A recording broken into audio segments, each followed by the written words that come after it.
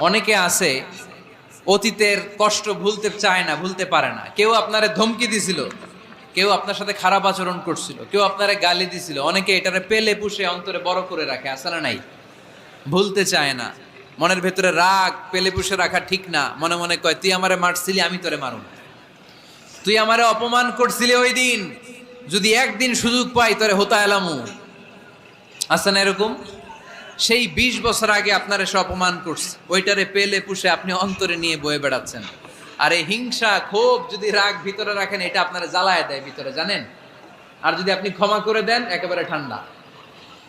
জানেন এই ফর্মুলা আপনারা? এজন্য রাগ, ক্ষোভ, হিংসা কখনো অন্তরে পুষে রাখতে নাই। মা যাদাল্লাহু আবদান বিআফবিন ইল্লা ইজ্জান। কোন বান্দা যদি তার অন্য কোনো ভাইকে ক্ষমা করে দেয়, আল্লাহ তাআলা ওই ক্ষমাকারীর সম্মান আর মর্যাদাকে বাড়িয়ে দেয়। আল্লাহ তাআলা নিজে